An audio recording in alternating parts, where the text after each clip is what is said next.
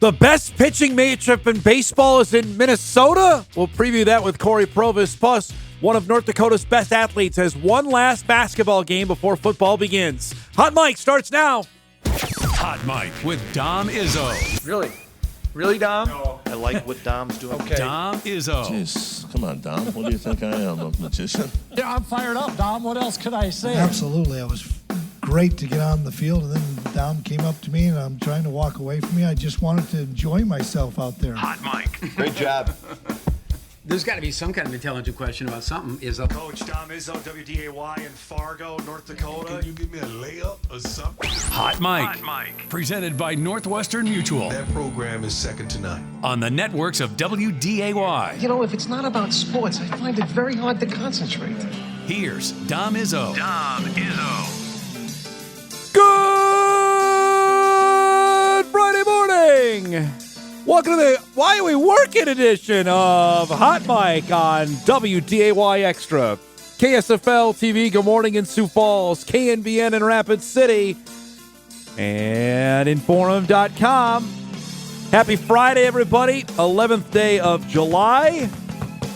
Empty parking lot edition. Maybe we could say that of Hot Mike. It's a Friday in the summer. I'll admit it. I'm getting out of work early, too.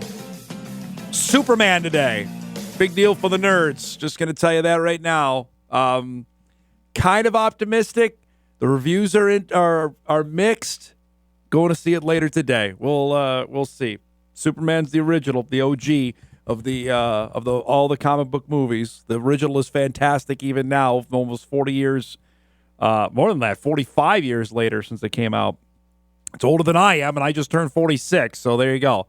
Or younger than I am. As it is, review coming Monday to see if it can live up to the original, which is hard to do even now. Get my math right. 47 years since it came out. Welcome to the show, everybody. Math to start is never great. We got a pack one coming up for you. I mentioned on our show tease, the best pitching matchup in baseball is in Minnesota for the 2025 season, question mark? We'll chat about that here in just a little bit. Joe Ryan, Paul Skeens tonight at Target Field. Twins, Pirates wasn't necessarily on everybody's magic board, the star for the season, but we got a pretty good one to open up the weekend, which we'll get to in just a little bit. Plus, I was also weighing this on how much we're going to care or show on this program specifically about NBA Summer League, because it's Summer League.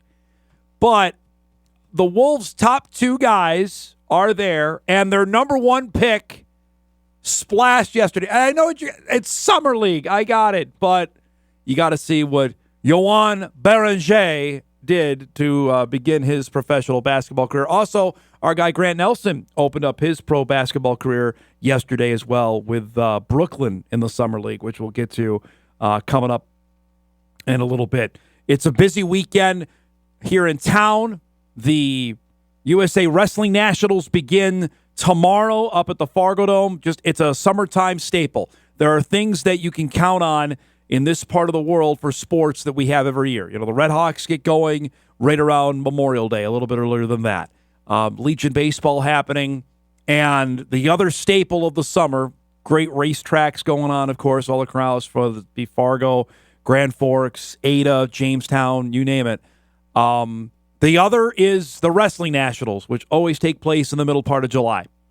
And I hope it stays here for as long as they want it to be here, because Fargo makes it a big deal. You're going to see, if you're up on the north side of town, you're going to see wrestlers walking around, everybody trying to make weight for the next week plus. It wraps up a week from Saturday at the Dome. And we'll be keeping our eyes on that for a couple of local wrestlers. There's a couple of football commits, not just Bison or UND. I believe the Jacks have a couple guys that are going to be up here wrestling this week. So that'll be something we'll keep our eyes posted on over the next few days. Also, we will update. There is nothing to update, shockingly, on the NCAA basketball expansion. We thought that would be rubber stamped, and I should have known better that anything with the NCAA is nothing is easy. And in fact, they did nothing, which we'll get to coming up later on in the show. We'll also chat some football preview.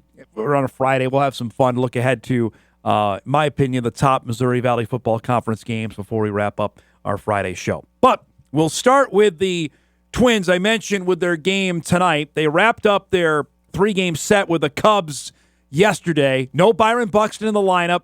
He was out after being hit by the pitch on Wednesday night with that hand contusion. His status is up in the air for this weekend. Obviously, he is an all-star, and he's participating in the Home Run Derby, which is Monday in Atlanta. We'll see if he's going to be part of it. They had a chance to sweep. Remember, they couldn't sweep the Rays. They lost the game on Sunday. Now a chance to sweep Chicago yesterday, who's one of the best teams of the National League. And the Cubs showed it yesterday because thanks to a former Met prospect, Pete Crow Armstrong made sure that the Cubs weren't going to get swept. He was great yesterday for Chicago. Led things off in the top half of the second inning. He already got on base, and boy, you don't mess around with this guy. Chris Paddock was ineffective yesterday. That is a bomb to straightaway center for a 3-run homer. Paces the Cubs out to a 3-zip lead. Matt Shaw would get a sac fly to make it 4-0. Then the hometown guy, Michael Bush, is from Inver Grove Heights, had everybody going nuts for him with a base hit. Makes it a 5-0 lead. Dansby Swanson made it 6-zip with an RBI single. The Twins' lone run came here on this Cody Clemens homer to make it 6-1. You can't hang one to this guy. They traded for Javi Baez, the Mets did, for this guy who would be their stud. He has 25 home runs and 25 stolen bases already. Twins were ineffective against Colin Ray, who was great yesterday. 7 innings and struck out 5. Maybe the lone bright spot was a nice defensive play, yet it still scored a run for the Cubs. That made it 8-1 in favor of Chicago. Twins bats were ineffective yesterday, just 4 hits, and Chicago avoids the sweep. Cubs win it 8-1, the final. Paddock roughed up 5 innings, 11 hits, 6 runs, and 2 strikeouts. Pete Crow Armstrong now, you saw there, had 3 hits in the game, 3 RBIs. He's one of just 3 players now in baseball history to have 25 home runs and 25 stolen bases at this time on the calendar, which is just a remarkable run. We're talking MVP conversation for what he's done so far in 2025. As we mentioned, they will turn the page with the Twins tonight. What a matchup we got. Paul Skeens, who will likely be the starter for the National League come Tuesday night in Atlanta, against Joe Ryan, another all-star. And I know Skeens' record, you're going to say, what are you talking about? He's gotten no run support this year. And we'll get to this with Cory Provus coming up later on in our first hour. 4-7, ERA of under 2. That tells you again how unbelievable he has been this season for Pittsburgh. He was the number 1 pick in the draft just a couple years ago, and he has been sensational. That coming up tonight at Target Field. Big challenge there for the Minnesota 9 tonight, and they moved this up. This was supposed to be the starting matchup on Saturday at Target Field, and instead moved it up a day. So we get that tonight with the likelihood, I would hope, that each of these guys get to throw an inning or 2 in the All-Star game coming up Tuesday, as we mentioned, in Atlanta. Much more on the Twins coming up later on in our first hour with Cory Provus back with us each and every Friday. Also yesterday, some hoops. Minnesota Lynx, we showed you yesterday, played their matinee, lost to Phoenix, just their 3rd loss of the season. Had another matinee yesterday with the LA Sparks in downtown Los Angeles, and this is a wild game. You see the final score, I'm like, all right, well, the Lynx only won by 9. But at one point yesterday, Minnesota led this game by 27 points. Lynx, fell asleep at the wheel in the 4th quarter because the game got to eventually, I think it was about a 10-point deficit in the 4th. But Minnesota won, and they did it with an impressive start because Nafisa Collier was really good. She scores here. Lynx actually trailed earlier in this game. Tisha Heidemann knocks down the three. She had 10 in the opening quarter. Lynx were still down 4 after 1. In the second, Diamond Miller hits a corner three and put the Lynx up 29-26. Collier knocks down. There's another three there from Miller. That got him up by 5. Then Collier will score here, put the Lynx up 10 at halftime. She's going to be the MVP of this. Later in the third, they're up 15. The neat pass there. That put them up by, again, they were up 30 at one point. Lynx go on and win it 91-82. Now 18-3 on the season. They've been awfully impressive. Again, when they've lost just 3 times all year long, but they've bounced back and found a way to win. And now we've got a couple more games here. The All-Star break is coming up just next week. And again, the Lynx are going to have a couple of All-Stars here. They will play the Chicago Sky tomorrow. That game is on WDAY tomorrow at noon. To check out Angel Reese, who's been really, really good, an all-star in her own right for Chicago. They play actually back-to-back games with the Sky coming up here over the next 3 days. Tomorrow in Chicago, then Monday in Chicago, home for Phoenix on Wednesday, then the all-star break. So they get about a week off, and then they're back in action for the second half of the season. Had a dynamite run. And the next, I'm looking ahead on their schedule here. They have 3 upcoming games on WDAY. So for those that haven't a chance to watch, you'll get a chance to watch them on Channel 6 here over the next little bit. Final thing before we set up our show on this Friday. And again, I will put the full breaks on this before we show you to not get too excited on the Timberwolves, because I'll be the first to jump in the pool and say, oh my gosh, because we do this on preseason football all the time. And then the regular season starts, and we're met with, come on. So, again, we're playing basketball in the summer. There is defense being played. You're going to see that in a second. But, again, this isn't against the best of the best. The Wolves opened up their summer league yesterday with the New Orleans Pelicans, which meant the debut of Rocco Zikarsky, who's the guy that the Wolves picked, the Australian in the second round, the 7-footer, and their first-round pick, Yoann Béranger, just love saying it, from France. And let's just say he made an immediate impact for the Wolves. Now, again, we're going to show you this. Just know full well the competition level that he's playing against, but he was pretty darn good yesterday. Let's roll and show you what happened yesterday out in Vegas, where literally 20 seconds into the game, he starts with a block. You guys can kill the music. We don't need it for this. Rob Dillingham with a nifty step back. Now, again, Dillingham is a guy that's got to play. He has to get out there and show. He got an and one there. His stat line yesterday, though, was not great. Let's just say that. Here's Zikarsky. That's what he can do. That's what we're told. He can lob it and throw it down. This is the block that got everybody talking from Béranger. You'll see a couple replays in a minute of that. This is what Béranger can do. Lob it to him, and he can hammer it down. He did it there. Then it comes up, another erase job there.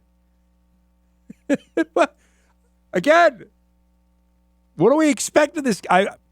Is this guy going to play this year? I would probably not. I wouldn't think so. Rebound, feed it, dunk it. You better if you're 7 feet tall. You can do that. Off a step back miss here. Again, clean it up underneath. Slam it home. He played 23 minutes yesterday. He finished with 11 points. He grabbed 8 rebounds, and he did that. Plenty. He had 6 blocks. Watch this.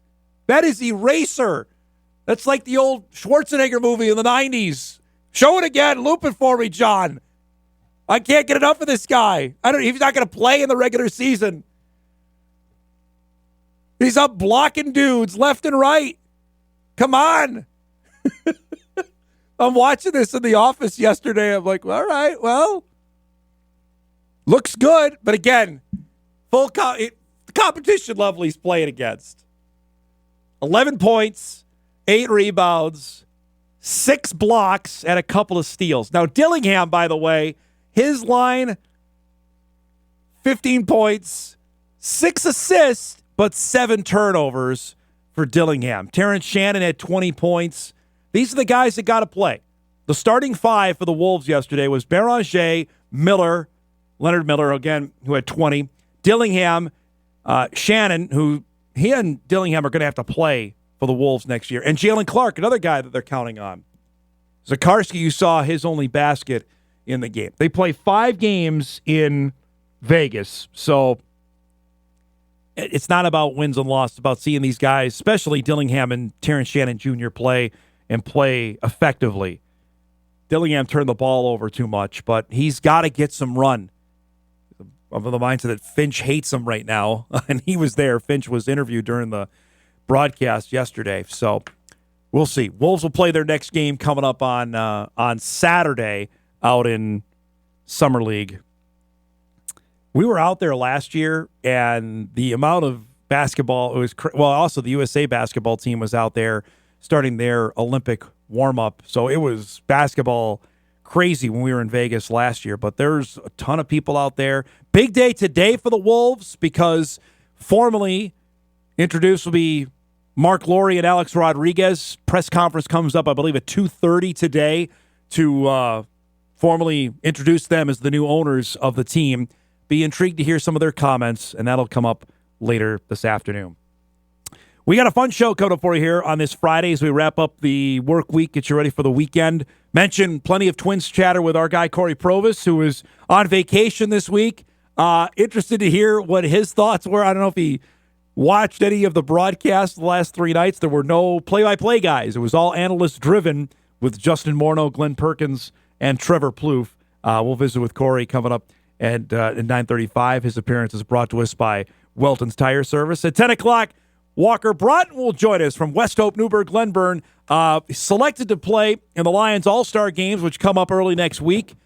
Of course, he's already started his summer workouts as a freshman for the North Dakota State football team after a dynamic career for the Sioux at West Hope, Newburgh, Glenburn. Obviously led him to a state championship as well in basketball. We'll visit with Walker coming up at 10 o'clock. A couple other fun things we're going to hit to as well later on in the show, including a look ahead with Valley Media Day now just over, 10 days away? Get ready for the upcoming season and look at their top games on the calendar coming up. We'll do that before the show is done on this Friday. That and a heck of a lot more here as we wrap up the week. We're glad you're joining us. We're just getting started. Hot Mike returns after this on WDAY Extra, KSFL TV, KNBN, and Inforum.com.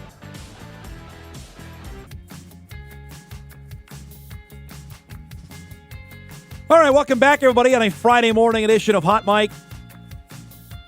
Here to, again, ruin everybody's summer. We are 50 days away from the Bison football opener at the Citadel. 5-0, folks. We're nearly there. So, looking forward to that. Our planning is already well underway for the August 31st? 30th. Can't remember. One way or the other, it's the end of August for the season opener for the Bison and the Citadel. We are 50 days away. One other summer league, again, we got local guys playing because that's the only reason I'm going to show it. We're not going to spend 10 minutes a show on this stuff, but we got, obviously, the Wolves, there's interest there for the first-round guys, which we showed. But we also have Jackson Money there from the San Antonio Spurs. I believe they play coming up later tonight. And Grant Nelson there for the Brooklyn Nets. And they played yesterday as well. They have games going all day long. ESPN needs some sort of programming to fill during the summer months. They can't be showing rock climbing or yachting like they used to in the old days of ESPN. But Grant got in, played 14 minutes yesterday for Brooklyn as they played Oklahoma City. This was his first basket, driving and dunking. We've seen that plenty of times before. As I mentioned, he played 14 minutes, was 2 of 4 from the field. He had 1 3. That was it. He was 1 of 3 from three-point range. Scored 5 points. He had 2 rebounds, 1 assist, and 1 turnover in his professional debut. So, game 1 in the books for him. I'm really interested to see how these guys and how much they play. That's completely up to the coach, and actually it's probably up to the GM on, hey, we want to see this guy get some minutes, get out there and play. It's totally dependent on, I imagine, the coaches and the general manager on that. It's not like NFL preseason where the starters don't play. We're going to see the backups. We're going to see the guys that were drafted. That's not necessarily the case here. The Nets play again. When is their next game in Summer League? I'm sorry, I don't have this committed to memory, folks. Is Sunday night, 7 o'clock against Washington on ESPN2. So that's the next time that Grant will play. The Wolves play their next game on Saturday night, 9 o'clock on NBA TV against Denver. If you got nothing better to do tomorrow night, there you go. You got Wolves Hoops, late night Wolves Hoops, 9 o'clock on NBA TV. All right. I got to put a bow on this topic that we've talked about a little bit this week because I had prepped everyone. I was prepped for it because we're going to have, I thought, some guests on it on the expansion of the NCAA basketball tournament. And the basketball men's and women's committees met for the last couple days in Georgia, and they emerged out of it with nothing decided. No immediate decisions or recommendations to expand either one of the basketball tournaments. Dan Gavitt, who's the NCAA Senior Vice President of Basketball, released a statement yesterday saying the still viable outcomes include the tournaments remaining at 68 teams or expanding the fields to either 72 or 76 teams in advance of the 2026 or 27 championships. The idea of expanding the tournament picked up steam in the spring. This is from an ESPN.com article when NCAA President Charlie Baker said it could add value and they'd like to see the issue resolved in the next few months. So here we sit now at middle of July and nothing was done. Doesn't mean it can't be done, just means we're not any closer to having it resolved. Baker said the NCAA has had good conversations with TV partners, CBS and Warner Brothers, whose deal runs through 2032 at the cost of around $1.1 billion a year. Baker also mentioned increasingly difficult logistics involved with adding teams to what is known as the First Four, a series of games played on Tuesday and Wednesday of the first week to place 4 teams into the 64-team bracket. If you can't get it done now, I'm not sure what's going to happen. Any recommendation now for expansion would have to be approved by the NCAA's Division I board, which next meets in August, which obviously is a month from now. I would imagine you've got to make some deals here with CBS and Turner to, hey, we're going to add, if we're going from 68 to 76, right? We're adding 8 more. That's 4 more games. What do we do? When are they playing those? Because you're not going to play them in the middle of the day, like we talked about. I'll just go back before we get down the TV road. The expansion part of this, if they couldn't sign off on it now, what makes you think that they can do this in a month from now? Because I think everybody that covers the sport more closely than I do had assumed this was a rubber stamp. We were going to get this done, and here we go. Regardless if there was no one publicly crying to go for the committee to go from 68 to 72 or 76. Means it still could happen. Just now the time gets awfully crunched if you're talking about 2026 about making this happen. I was surprised.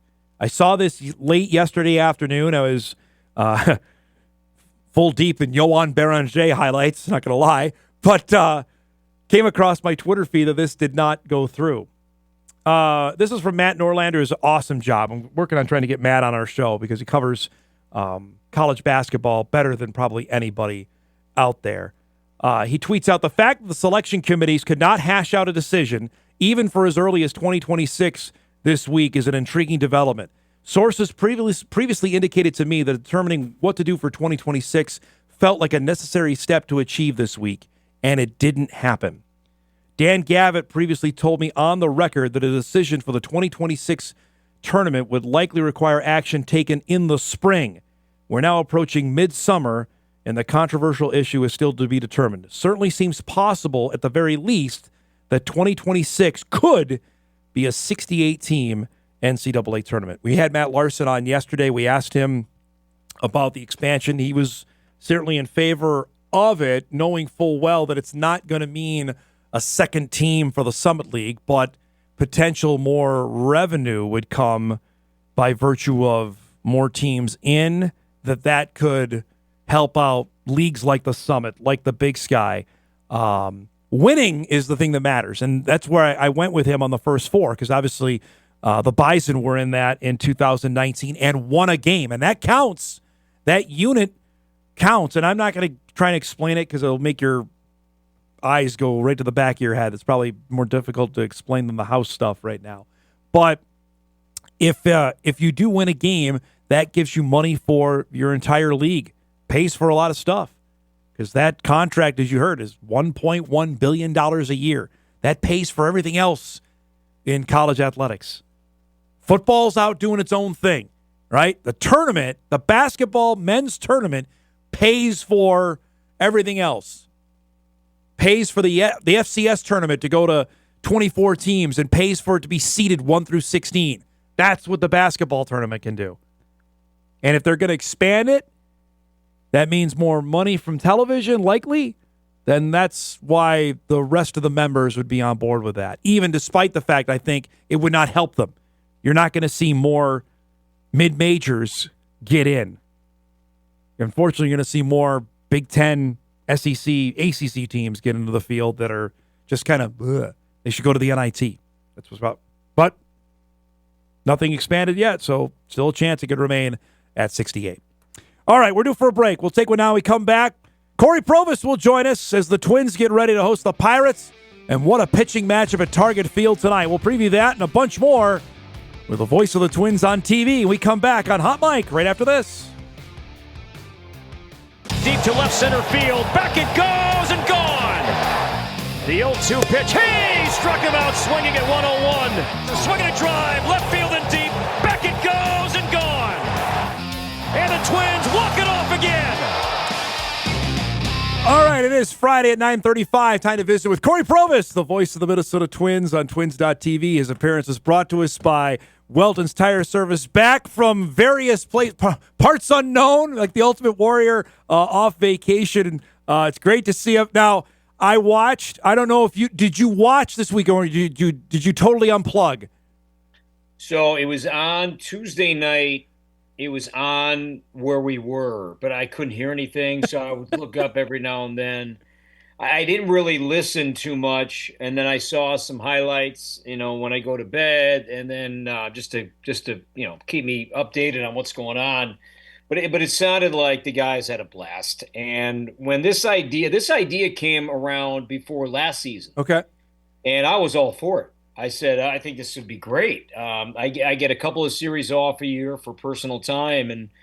And when we talked about, when I'm away, I think this is a great idea. I think they'd have a lot of fun. I think if you have the right guys in there, it'll work great. And I think the collection that we had in the booth the last few days was special. Guys that played together, guys that have done it for a while in terms of broadcasting.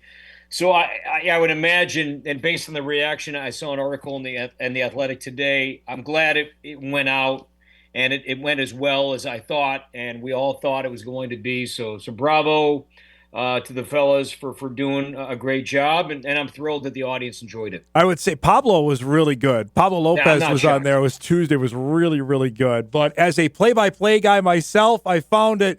I was wanting to hear somebody describe the action, though. I just will say it was cool. It was different, but I wouldn't like that all the time, I guess is my point. Yeah, and I think the idea of like the Manning cast comp. Yep. Football, it's 1 day a week. And I think they only do that for 8 or 9. It's not all the season. Nights. It's not something that they do every game. But I think what made it work too was the series, because the Cubs brought so many fans, and they have so many Yes. fans that live here in the Metro. I think the novelty of a players-only broadcast against a really good team with a very passionate fan base, beautiful weather. I think everything worked in the way that we hoped. And look, yeah, I'm thrilled that it went well. And I think each guy, I think with Morneau, Perkins, and Plouffe, every day they were supposed to be, okay, you're the point person. I think Perk was game 1, then Morneau game 2, and then Plouffe game 3. Yeah. And we actually got back from our trip late yesterday, and I caught the last inning and a half. And Trevor was calling the game. It looked like Plouffe of the other two, he did want to call some of the game, and great, more power to you. Yeah.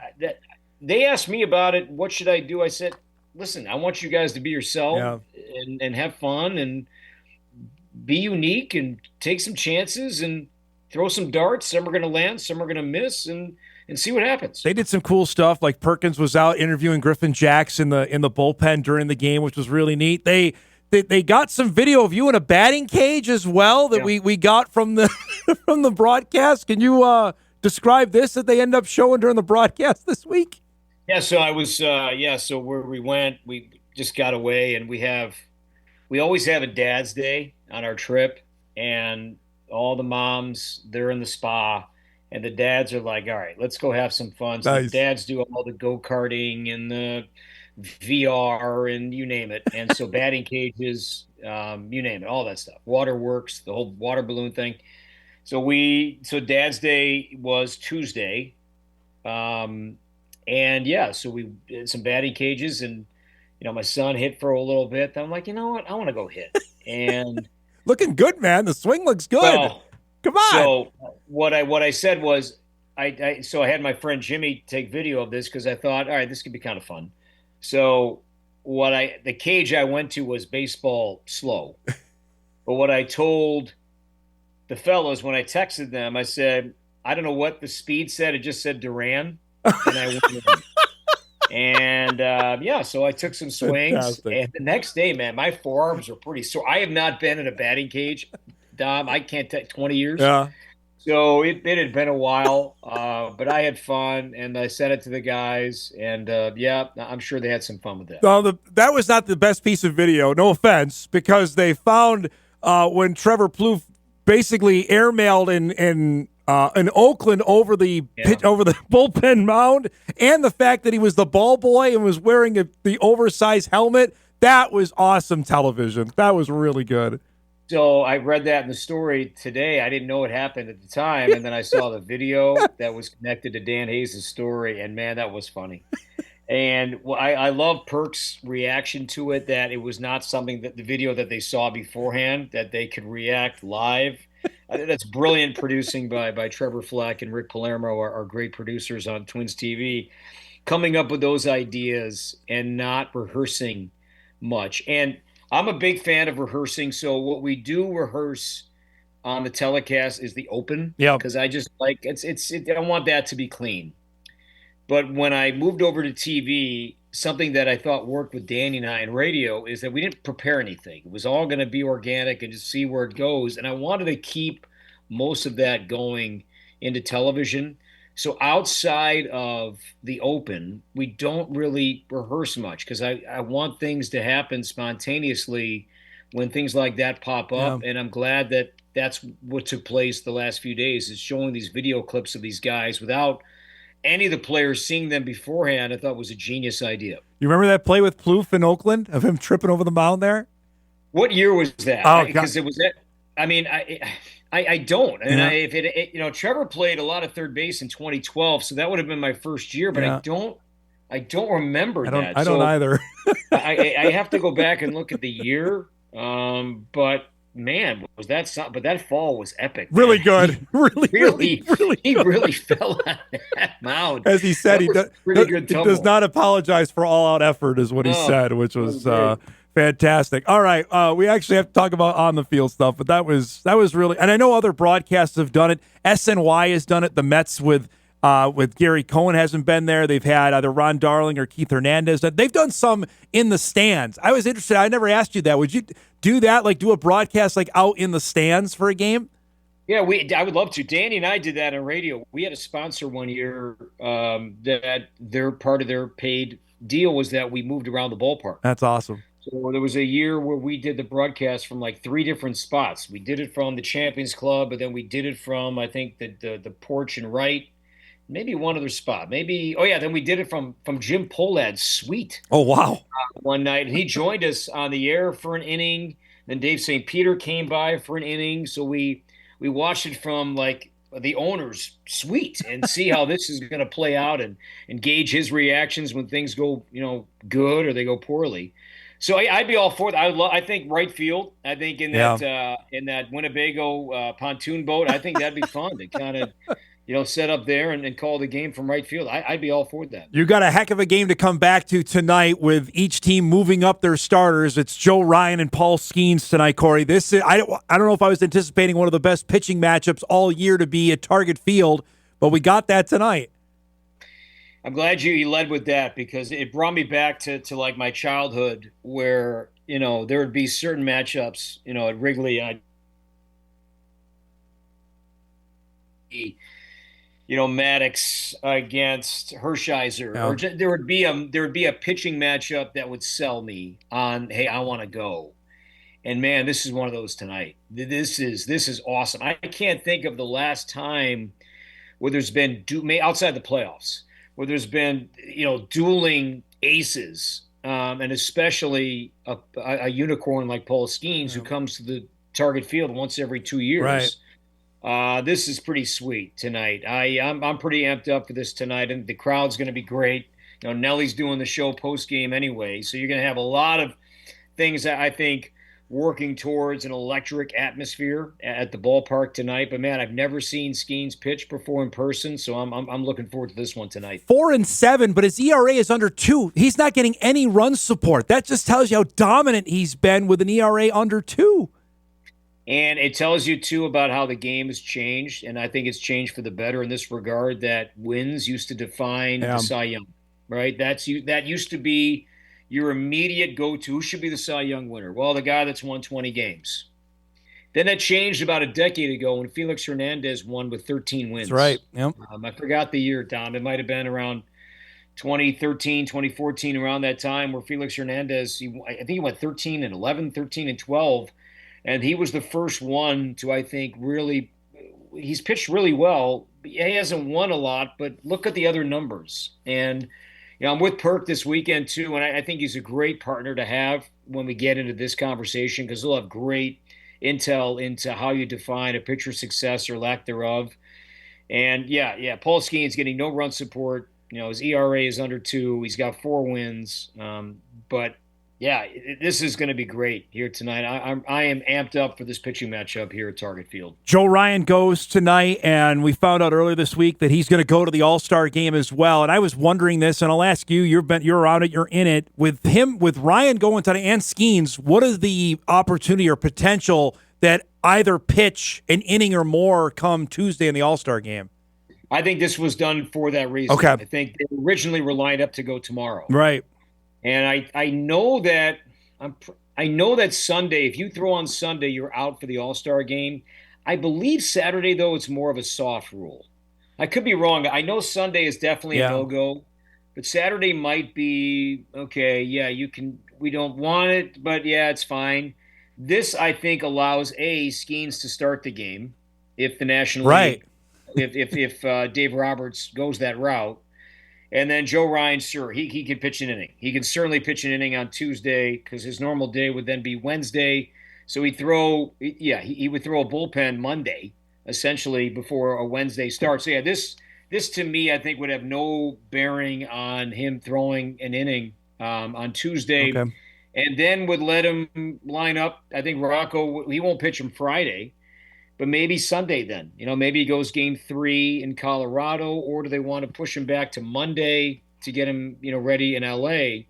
It'll give Rocco some more flexibility. But, yeah, I don't think Ryan will go – I'd be surprised if he goes 2 innings. Yeah. I think 1 inning is probably what Joe Ryan is looking forward to on Tuesday. And I saw an interview with Ryan. He was on with the guys the other night.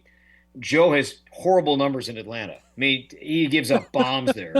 So he said, a goal for him is to be like, hey, what a concept to go to Atlanta and actually throw a clean inning. That'd be nice because it doesn't really happen too often to be down there. Let's break. Much more we come back with Cory. Obviously, we'll ask about Byron Buxton, his status after he got hit on Wednesday, and looking forward to the All-Star game in the second half of the season.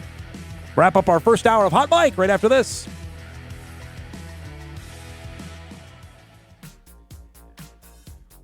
Welcome back, everybody. A smoky night here in North Dakota. The Canadian wildfires coming in. It's supposed to be a beautiful day. Get rid of the humidity. Back with Cory Provus to wrap up our first hour. His appearance is brought to us by Welton's Tire Service. We got Twins and Pirates coming up tonight with Joe Ryan and Paul Skeens. Everyone wants to know, Cory, I don't know if you have the answer on Byron Buxton's status. We saw him take another one up high on Wednesday night. Of course, this is just after he got named to the Home Run Derby. He's going to be an all-star. He didn't play yesterday. What's the sense of maybe him playing at all this weekend? I mean, I was listening to Chris and Danny on the way home yesterday, and they made it seem like Buck should be back in the lineup tonight. Yep. And I think that adds to it. You know, the Ryan Skeens matchup. You want O'Neill Cruz in center field, great athlete. Byron Buxton in center field, incredible athlete. I think that adds to the whole matchup, is that if you have, these stars out there at the same time. So based on what, again, I was away, but based on what I heard from Chris and Danny yesterday, they were pretty optimistic that Buck should be okay for tonight. How big a deal is this? You've known him forever, of him being A, an all-star, and B, in the Home Run Derby in his home state of Georgia next week. It kind of gave me some satisfaction when we first brought up the idea. It was in Cincinnati on the air because Buck was on this home run barrage, and Morneau was working radio, and I was with Hawk on TV. But I asked Morneau before that last game, that day game, and I said to him, hey, Buck's on this home run here, and all of a sudden he's moving up the charts. And I asked him, I said, if Buck came to you and said, hey, I'm thinking about the Home Run Derby, what would you advise him on? And Morneau's answer was, if it's something he's always wanted to do, do it. Don't be guilted into it. Don't feel like you have to do it to please anybody. But if it's something that you've dreamt of doing, then by all means, give it a go. And at the time, I was like, okay, let's discuss it, because I thought it was pertinent. And then seeing the home runs continue, and then he worked his way into the conversation. And then I think the emotional tie-in made it all happen. I think with the All-Star game, being back in his home state, he's not from Atlanta. He's from a small town, very far south of Atlanta, Baxley, Georgia. But still, it's home. It's home state. And certainly easier for his friends and family to meet him there than it was in L.A. for his first All-Star game a couple of years ago. So I'm thrilled for him. He's the leader of this team. He's one of the best players in the game. And at 31 years old, this is what we thought we'd see. And his body failed him over the years. We all know that. But this offseason was the first time, Dom, he did not have any knee procedure, no surgical procedure. So he was able to train on his own timeline. He wasn't under anybody's orders and doctor's time. He was on his own. I'm an athlete. This is what I want to do, where I want to do it, when I want to do it. And man, it's been a blast to watch. So hit by a pitch the other night. I saw it, didn't like it. Yeah. Thankfully, he has that pad. But hopefully it's minor. And then at worst, if he can't play this weekend, fine. But I hope he's out there Monday. Yeah. I'd almost they have to win games. I get it. But for all that this guy has been through, I want to see him in that derby on Monday. I want to see him in that game on Tuesday. And I know it's exhibition compared to regular season, but man, for what this guy has been through and the All-Star game is at, I think it would mean a lot. And it does to me, and I think it does to many, for him to be out there in Atlanta. All right, so we're about 3 weeks counting from the deadline. We were just visiting off air what the Twins have, trade deadline that is, of what the Twins have in terms of games. The Pirates here after the All-Star break, then it's the Rockies, 3 with the Dodgers, and then it's the Nationals. So it's either, to me, Cory, it's either put up or shut up time. If they're going to be in the wild card race, they got to take advantage, especially of Pittsburgh, Colorado, and Washington. They got to do some hay there. Yeah, I mean, barring an epic collapse here over the next couple of weeks. I just don't see a full let's sell and trade everybody. I don't see a doomsday scenario like that. If they're still around 500 and they're 2 or 3 back of the wild card, I think I don't think they add a lot, but I don't think they just give up on everybody. And they could trade Chris Paddock and still be like, all right, we're hanging in there. We're trading. He's an impending free agent, probably not coming back. So that could be a situation where, yes, they still move some guys, but I'd be shocked if they're trading Joe Ryan, right? Duran, Jax. I just, that to me, unless they're blown away, but I think they're going to listen to everybody. But yeah, Willie Castro would be different though. If they trade Willie, then they were blown away by something. Yep. Or they're like, okay, we're giving up our most versatile asset here, but we still believe we can hang in there. I mean, they have to be realistic. The division is not happening. I mean, they're almost 14 back, whatever it is now, of the Tigers. That's not going to happen. It's wild card or nothing here right now. But with some wild card teams in recent years getting in and advancing pretty far, and in some situations winning the whole thing, there is some motivation to be like, hey, just get in and see what happens. And that's why, barring an epic collapse, I'd be stunned if it's full sell and get rid of everybody. But they still may move some pieces while thinking that, hey, we moved a guy or two, but believe we're still a playoff team. Great to have you back. Looking forward to the game. This one will be, I think, well viewed tonight with what's at stake. Have a great call, and we'll see you next week in Colorado, okay? Sounds good, Dom. Thanks, buddy. There he goes, Cory Provus, voice of the Minnesota Twins on MinnesotaTwins.tv. Big one tonight. It's Joe Ryan against Paul Skeens, 7 o'clock. They're going to be wearing those City Connect jerseys. But should be a dynamite matchup, and look forward to that coming up later tonight. We'll break. We come back. We'll start our second hour. West Hope's Walker Braaten will join us on one last basketball game and how Bison summer workouts are going. He's now a college football player. That's coming up when Hour 2 begins after this. Hot Mike on the networks of WDAY. Here's Dom Izzo.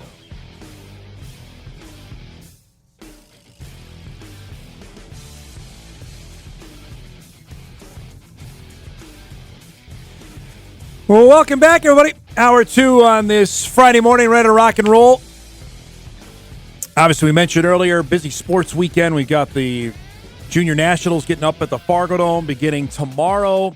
Lions All-Star Basketball going next week. Minnesota State Open Golf goes next week. We got a bunch of local golfers going to be teeing up in that. We'll chat about that next week because it's also British Open Championship next week. Mention one of the big events coming up is the Lions All-Star Game Series. Begins on Monday, wraps up on Tuesday. Our next guest was selected to play in it, but he's got some other obligations going now with Bison football. Welcome back to our show.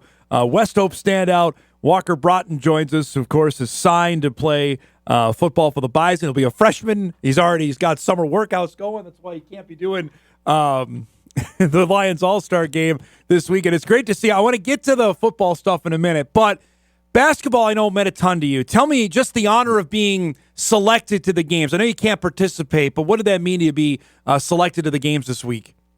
Yeah, being selected to these games is, it's really special. My sister and my brother were both selected for it, so, I mean, it means a lot to me.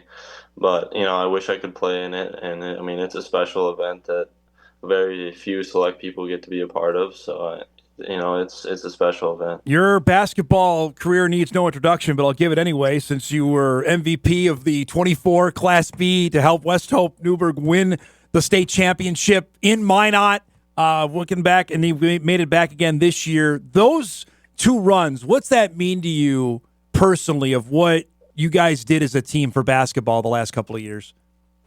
It just showed who we were, what we wanted and, what we were made of. So, we had a special group of guys these last 2 years that we just grinded. That was the biggest thing, and we just wanted it so bad. So it's just extra special when you have a group of guys that want it as much to get together. to do that, especially so close to home. I mean, especially to win it. Has that fully even clicked yet of what happened there a couple years ago? It's starting to hit in now that I'm done with basketball. So it's something that I'll remember forever. That's for sure. How much do you think basketball helped for other sports, and specifically football? Where do you think that sport helped you for football? I mean, just everything about basketball. I mean, just movements and all that, and then it just helps for every other sport too. I mean, there's a lot of people out there that say playing one sport isn't as good for you because it causes you to get hurt. So I mean, doing different movements and playing different sports allows you to create less injuries. That's for sure. Now that you mentioned you're already at NDSU, you're going through summer workouts. We were just visiting off air a little bit about that. For the people that don't know, Walker, give us the inside look. What are freshman workouts like for football at NDSU? So, before this week, we were running at 6 a.m., so getting up at like 5, and then come back, and then we'd have study hall at 10, and then we'd lift at 11:15. So, and then that's basically our day. I mean, some days we'd have meetings, but otherwise that's basically a day. Now, what was that introduction like of doing that? No, it was definitely different, that's for sure. But I'm adjusting to it well right now, so I've been pretty excited. So, do you do any football things at all, or is it basically just training kind of stuff right now? So yeah, we've had a couple team captain practices, so we're kind of mixing it up a little bit. But it's been a lot of strength and conditioning right now. And now these are all guys that you've got over the course of the last, because you committed over a year ago, a chance to know. Now that you're with them together, what's that like? Because you met some guys I know during camp. You've obviously communicated with everybody over text, but now you're together. What's that been like over the last little couple weeks? It's been good. I mean, there's a lot of names you still have to learn, but otherwise, us freshmen are pretty close now, and I mean, over this weekend, it's gonna bring us together even more. So, but yeah, some of the older guys, they've been really well to us freshmen, and that's awesome.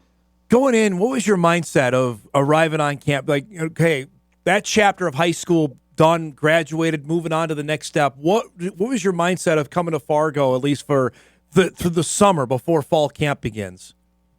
I was definitely excited, but I've had a lot of nerves. Like right away, I was really nervous. I didn't know what to expect, but now that I've got the hang of things a little bit, and it's been pretty smooth.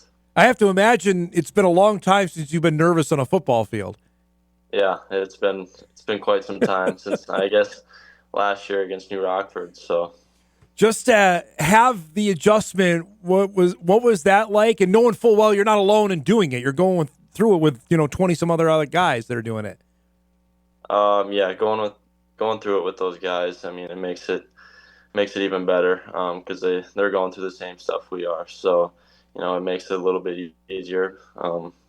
It's different because we don't really know them that well right now, but I mean, as time goes on, it's going to become a lot easier with them because we've grown a lot closer. So, yeah, just staying with the guys and getting closer to them because we know they're dealing with the same stuff. So, any itch to still, hey, I could go dunk a basketball? Like you still could go do that? Oh yeah, a couple of us guys have gone to the shack and played some basketball. So. We've had a little fun with that. That I imagine will never go away. You look back at how this all came about Division I football. I know we talked when you signed back in December. Was there a moment or a game or it just that stood out? Say, okay, somebody believes in me that I can play college athletics at the next level. Seeing how many coaches have reached out to me and how they communicated with me. It was really special to me.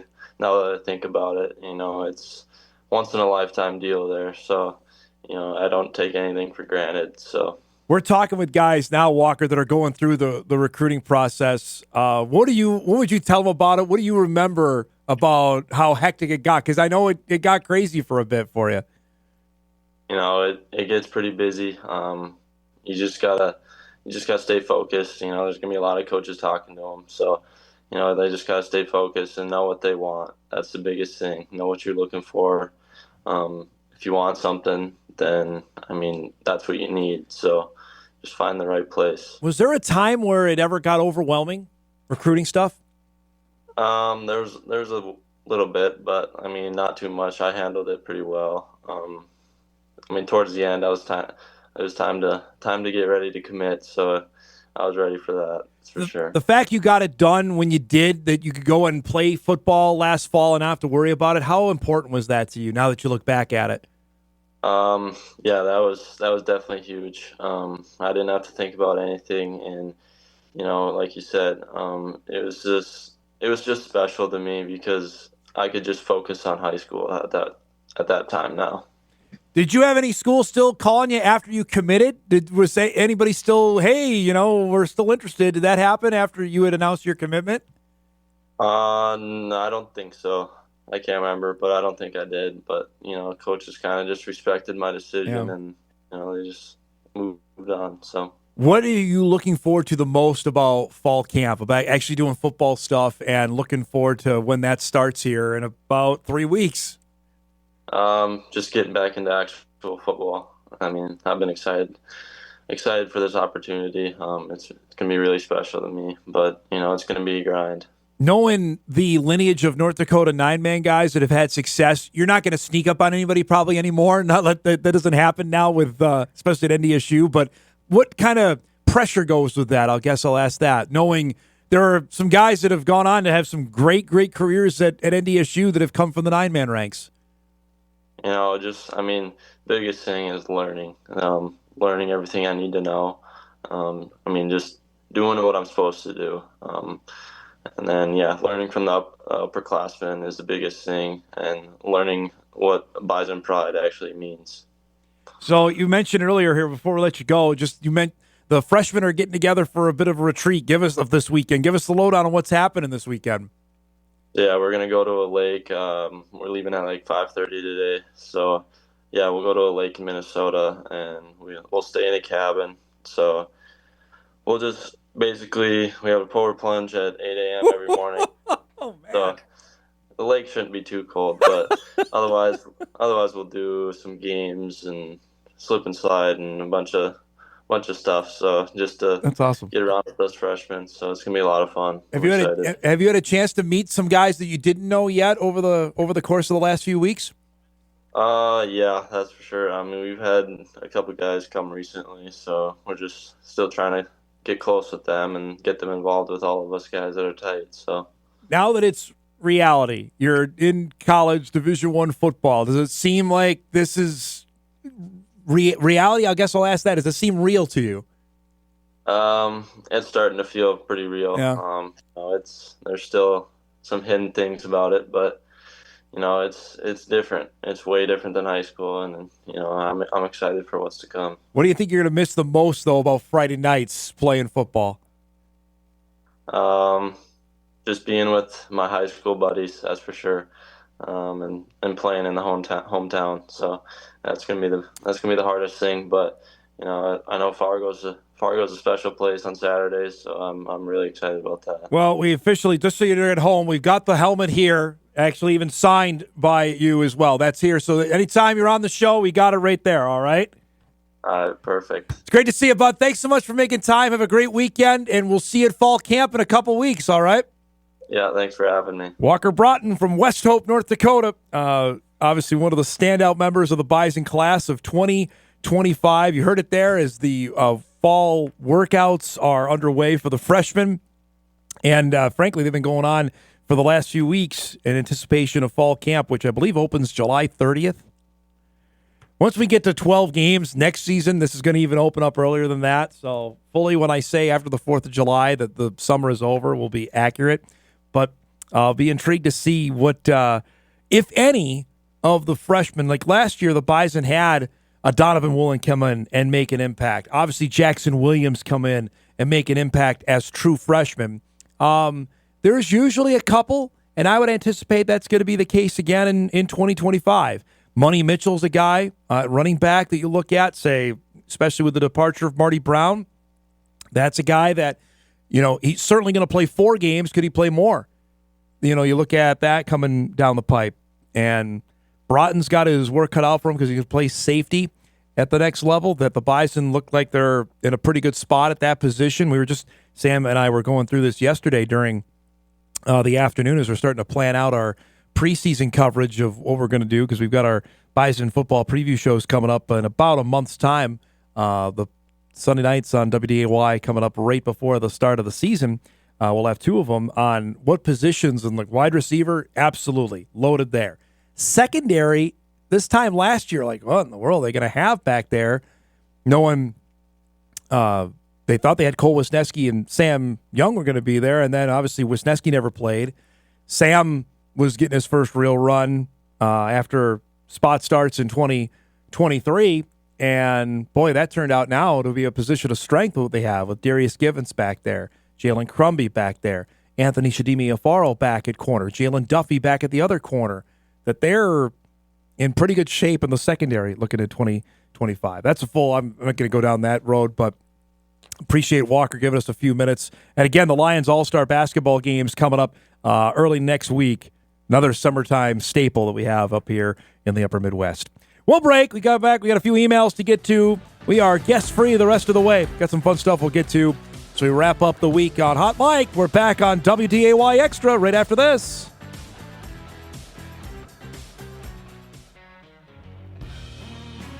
All right, welcome back, everybody. Our thanks to Walker Braaten for giving us a few minutes. Got a few emails to catch up on.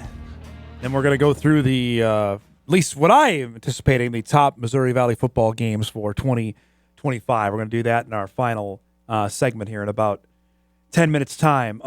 Email comes in. Dom, I wasn't planning on suffering with watching the Twins-Pirates game tonight, but when I see it was Joe Ryan going against Paul Skeens, this game now becomes must-see TV. Couldn't agree more on that, because honestly, not sure that I was going to be tuned in totally to Twins-Pirates at all this weekend.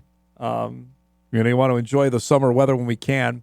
But with that kind of matchup, yeah, let's go on that. It's obviously evening game tonight, then Byron Buxton bobblehead day tomorrow at Target Field for a 1 o'clock game, and then another 1 o'clocker on Sunday, and then the All-Star break.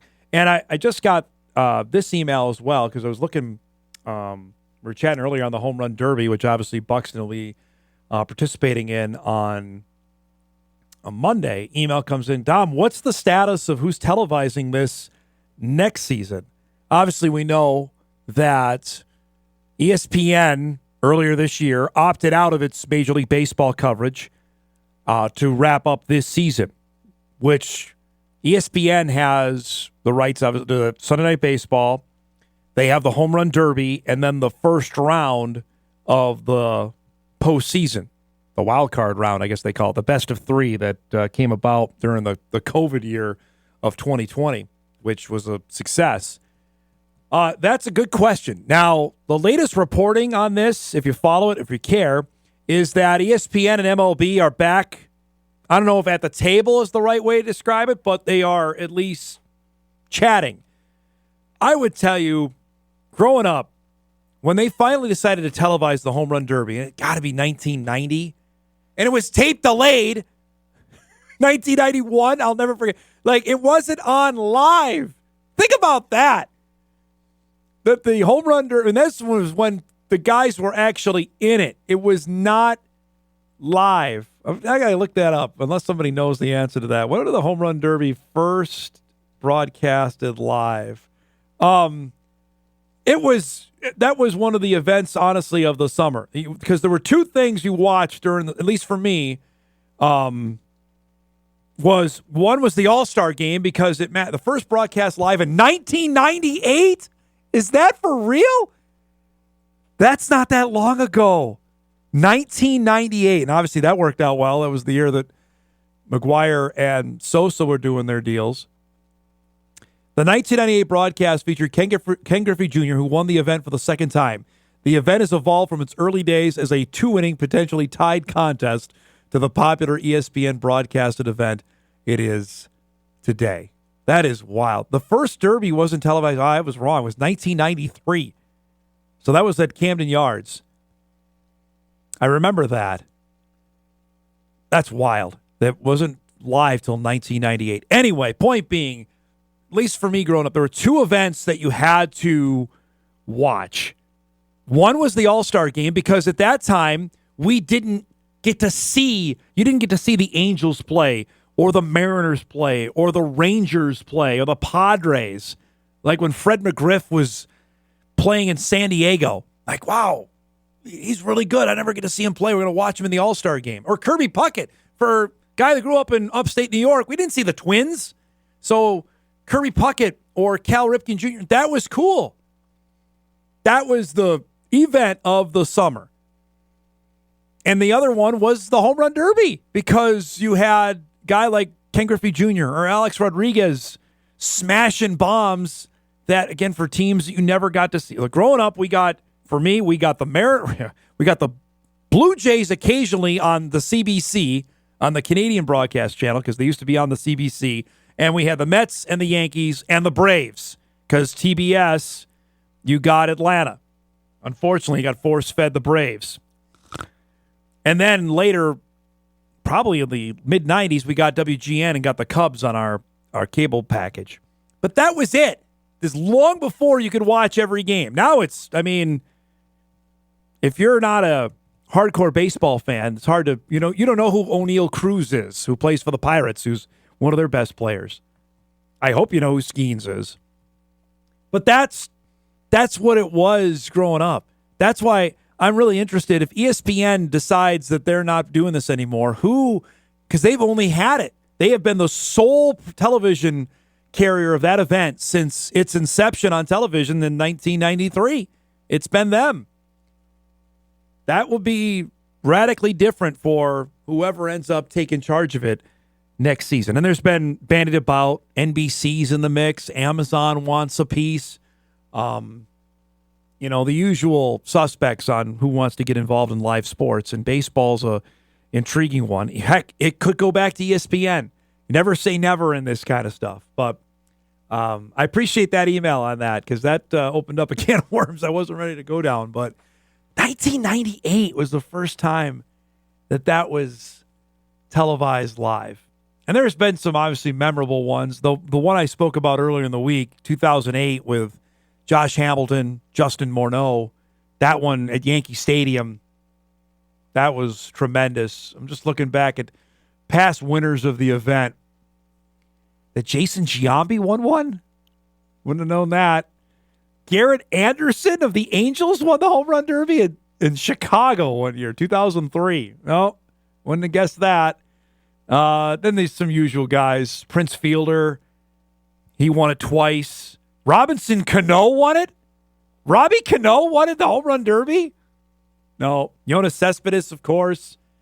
Stanton won it when he was a Marlin. Aaron Judge has won it. Bryce Harper's won it. Pete Alonso, my guy, has won it multiple times. I would bet there are people who have no idea who won it last year. Teoscar Hernandez won it last year from the Dodgers when the All-Star Game was in Texas. I don't know if I would remember that he won it last year. That's the issue with the event. It went on forever. Once ESPN, then that's the bad side of it, and we got a break here in a minute. But once they got their claws into it and saw people watched it, then they made it this huge, bloated-out event that took 3.5 hours. At least on the tape-delayed stuff, it was 2 hours, and you knew when it would start it and when it was over. Now, I think ESPN puts it in there for a 3-hour deal, and it's never done in the time window. I can only speak from personal experience. When we were at Target Field for the Derby in 2014, it was a rain delay for it, so it started late, and they changed it that year with the format of it. They went to kind of a bracketed deal. It still took I was doing a live shot outside of Target Field at 10:20 that night, and they were still going. That was a late night. So that's past 11 o'clock on the East Coast. That's no good. And we'll see. I'll be intrigued if it picks up. I doubt it. But who televises this going forward will be interesting. Those events that you're used to having, like it's the draft. The draft's always been on ESPN or now NFL Network forever. It's one of those signature events that goes somewhere else. It's a little jarring for people, even if they only watch for a little bit, to get used to that. Before we break, I also got this email. John, you could throw this up. The Saints threw out their alternate helmet. We talked about it. There it is, folks. It is white with the fleur-de-lis in gold. It's not bad. You got to tell me what they're wearing with it. Are they wearing, white tops and white pants? It's not bad. I like their old school one, though, they have with the black helmet with the gold on it. It's hard to mess those colors up. Saints are so unique on that. Granted, New Orleans isn't going to be very good this year, so maybe we're not going to see them a whole lot. But I would imagine next week, prepare for it, folks, because we have the All-Star game going on Tuesday. SEC Media Days start Monday. We got the deadest week of the sports calendar starts Monday. So they want people to talk about stuff. We got helmets and jersey announcements are coming next week. I guarantee it, just because of what is not happening on the sports calendar next week. All right, we'll break. We come back. We got a fun little project here. We'll look at the top Missouri Valley football games, at least in my mind, for 2025. We'll do that on the other side of the break as we roll on a Friday morning edition of Hot Mike. We're back after this.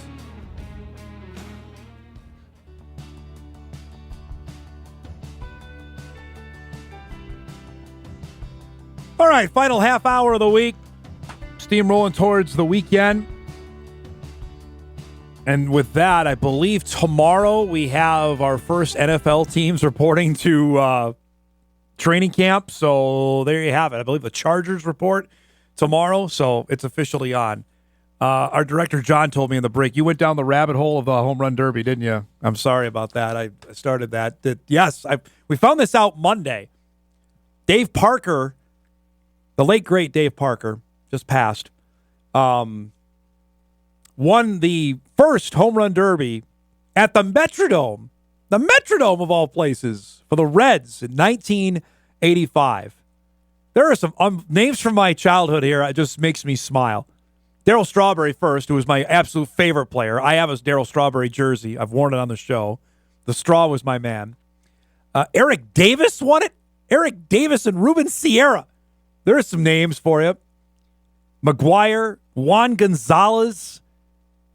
I think people forget how good Juan Gonzalez was as a baseball player. And then, in the mid to late 90s, it's the guys you'd know. Griffey, Frank Thomas, Bonds, Tino Martinez won it. There's a name you don't slip in. Ken Griffey won it back-to-back years in 98 and 99. Then Sosa. Louis Gonzalez won it. That was the year in 2001 that he hit 50 home runs. I don't think anybody thought that was clean. Just saying. And then we went through the list after that. But just it's an interesting history of that event. Okay. We have a couple minutes here before we are done with the show. And I thought, okay, well, we're getting near it. We're 50 days out. We got to do something to get ready for the college football season. Because today, as I mentioned earlier, we're 50 days away from the start of officially week 1. 43 days out from week 0 for you crazies out there that can't wait for that. And I went through, this is in the Missouri Valley Football Conference, to me, the highlight games on the calendar year. And we made a graphic here for it. You guys can throw in some music if you want to go through this. But this, to me, are the games looking forward to for this upcoming year. And it actually starts earlier than normal. September the 27th, we'll start conference play for North Dakota State. And I'm going right off the hop. They're playing South Dakota to start the conference season. USD NDSU. I thought this was a game that potentially ESPN would take. They opted not to. The backstory is pretty obvious here. USD has beaten the Bison each of the last 2 years in the regular season, including homecoming in 2023. It's homecoming again in 2025. Coyotes have been ravaged through the portal. They still have Aiden Bauman. They still have Charles Pierre Jr. They still got some pretty good players there. Travis Johansson now is the new head coach. Be intrigued to see that one play out at the Dome on September the 27th. The next one I have up, and I went in chronological order in terms of when they're played. Honestly, I looked through October. I'm like, well, there's a couple games here. You know, the Bison are Illinois State. All right, well, the Bison won by 1 million in that game last year. Northern Iowa goes to SDSU, and UNI normally has played pretty tough. When they've gone to Brookings, it's the other way around, where SDSU's hammered them in Northern Iowa. So, yeah, that could be. USD at UNI, that has potential. I'm not sure how good UNI is going to be. Honestly, I didn't get to the Bison and the Jacks. Dakota Marker, October 25th. Like, yep, we know that game. That's the best game of the year in the FCS. ESPN picked that game. We're not sure what time, what channel it's going to be on. We won't find that out probably till early October. I'm assuming it's a night game. Let's just, if you're plan that it's going to be at night. We just don't know what channel yet. Late October in Brookings will be fun for that. The following week, I picked UND at USD. It's a 1 o'clock kick in Vermilion. Now, the Fighting Hawks have yet to win in Vermilion in the Division I era. They actually played there a couple of years ago. It was a tight game that USD ended up pulling out. They had a kick return touchdown at UND to start the game and then couldn't do anything offensively after that. That's intriguing to me. See how Eric Schmidt's team plays down in Vermilion. The following week, you got a couple of heavy hitters there. I mean, those two games after that are dynamic. The Jacks at USD on November the 8th, which, again, ESPN picked that game. First time they're going to go. Well, ABC was in Vermilion, I remember, a couple years ago when the Bison played there in the quarterfinals, but this is different in the regular season. And obviously that day is the Bison UND football game in Grand Forks, which is slated for a 1 o'clock kickoff at the Alaris Center. NDSU going back for the first time since the 2023 beatdown, the 49-24 game that UND beat the Bison that day. That, to me, that's a great Saturday of football. Looking forward to that. And I'm hoping the Jacks-Coyotes game is at night so I get to watch it after the Bison-UND game during the day. The following week, I put USD at SIU. Just late trips to Carbondale are tough. The Bison did this exact same game 2 years ago. And it's tough. They squeaked out a win that day at SIU. And I'm not sure. I'm putting my preseason ballot together later today. We'll go through it next week on the show. I'm not sure how good Southern Illinois is going to be. Frankly, you don't know how good any of these teams are going to be with how radical the rosters are. But that game, that could be a tricky one late in the season. There's a couple other games that day. Illinois State plays at the Jackrabbits, and I think Illinois State's going to be pretty darn good. They're going to be mad at me. They're not included on our list, but that game also, Illinois State at SDSU. And then I threw in the final Saturday of the regular season, which is going to be so weird because the Bison will not play a conference game that week. They end the season as NDSU with St. Thomas because they're playing their conference opener earlier than everybody else. They will end the regular season with a non-conference game. SDSU at UND could be intriguing as well to see where things are at. There's another game that day. Southern Illinois at Illinois State could be for a playoff spot. That game is in Normal at noon on the final Saturday of the season. It just feels like the Buys are going to be out of the party, like left out of the party. Like, hey, the conference race might be up for grabs. Who knows? And they're not playing a conference game that final Saturday of the regular season. But that's to me, you look at those, you got 1, 2, 3, 4, 5, 6, 7 games. Those are, to me, the top ones in the conference. And you can argue I missed out on a couple. SIU, Illinois State, the final game of the season, could be for a lot there. We mentioned that Illinois State Jackrabbit game in October, potentially. And we'll get more into this as we get closer to it with Valley Media Day about 10 days out from now. You know, the non-conference, and I didn't include that. I just included the conference games. But the non-conference ones, you know, we know what the Bison schedule is. Obviously, the Sac State SDSU game to start the season is going to be really, really interesting. That's a 6 o'clock kickoff in Brookings that the Bison play at 11 o'clock in the morning to start the year. I think there are going to be a lot of Bison fans intrigued to see how that one goes at Dana J. Dyko Stadium that night. Knowing all the talk Sac State wants out of this division in the worst way. The president has called the FCS JV football. Opener for Dan Jackson and SDSU. They're going to be playing with a lot of emotion. That may not go so well. And then the following week, the Jacks go to Bozeman and play Montana State. That is a heck of a 1-2 punch to start the new football season.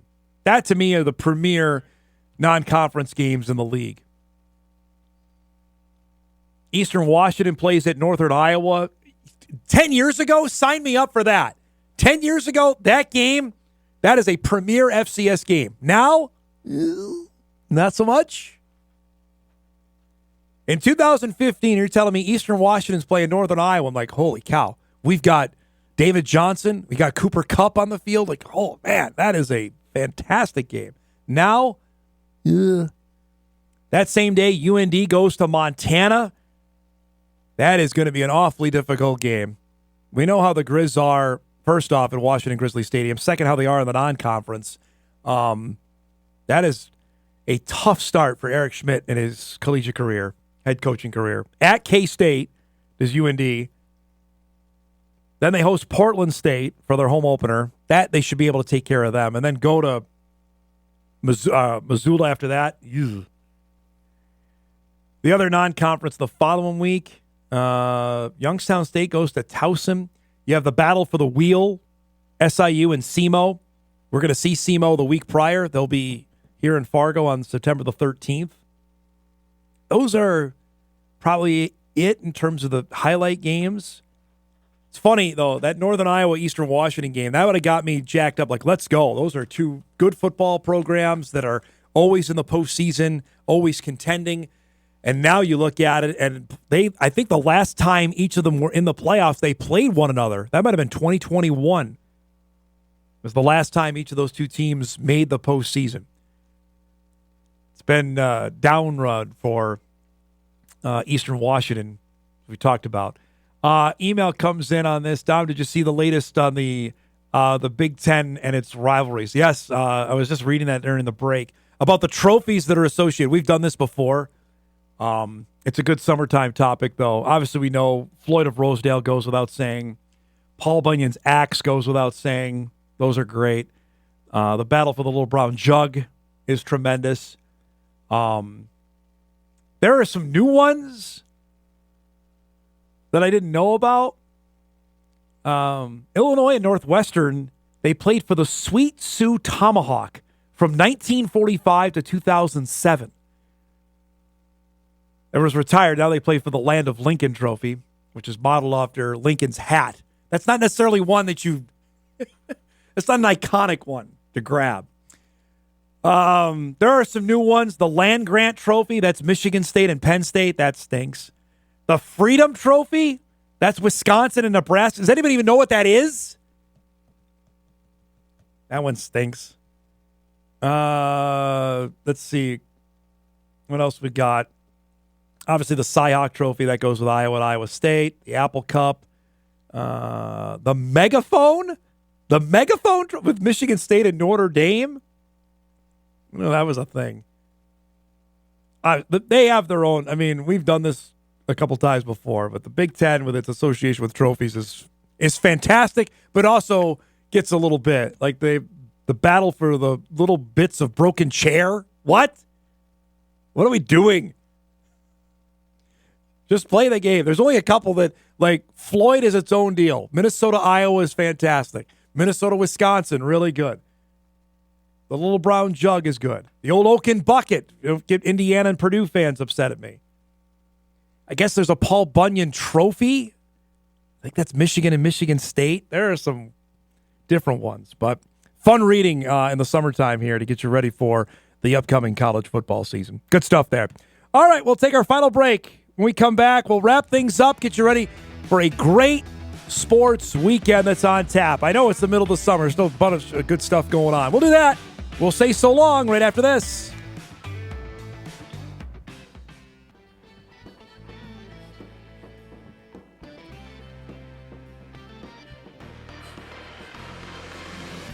All right, wrapping things up here on a Friday.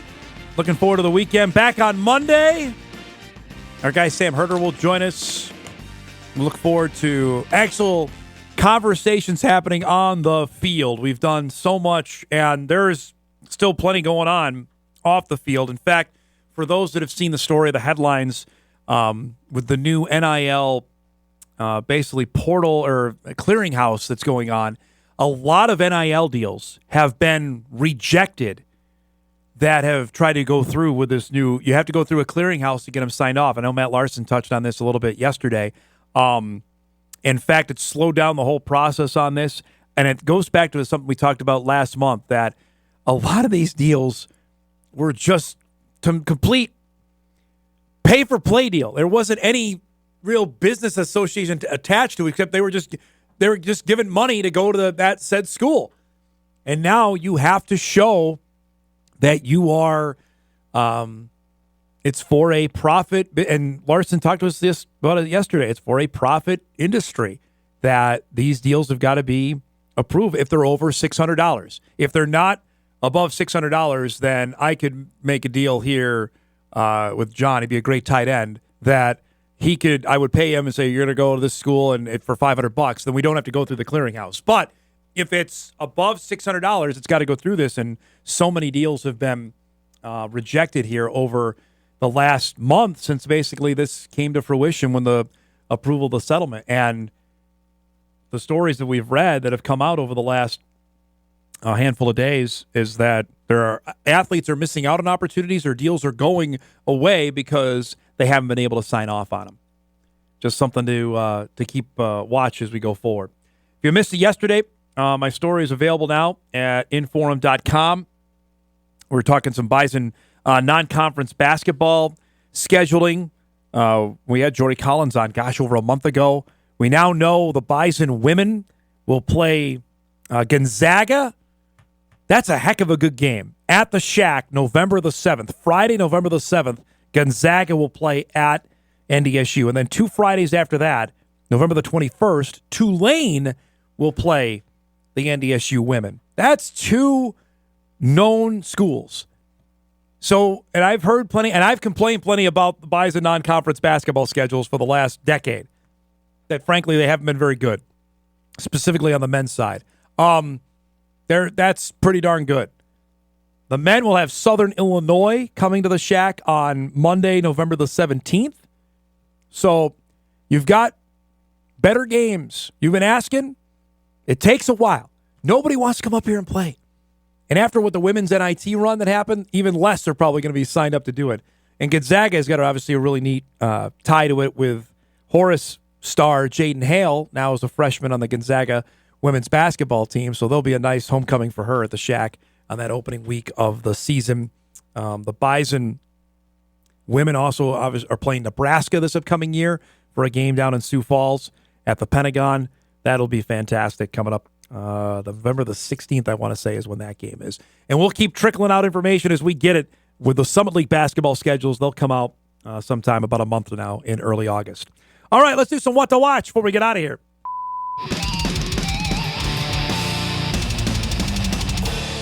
All right, we mentioned it a couple times. The matchup tonight at Target Field is the Pirates and the Twins. 7 o'clock tonight, twins.tv for that one. Paul Skeens against Joe Ryan. Your starting pitcher. Should be a dynamite game tonight at Target Field. Wimbledon continues now on ESPN. The men's semifinals are going on. We know the women's championship is tomorrow. The men's semis currently going on ESPN. Carlos Alcaraz beat Taylor Fritz in 4 sets, so he's in the championship.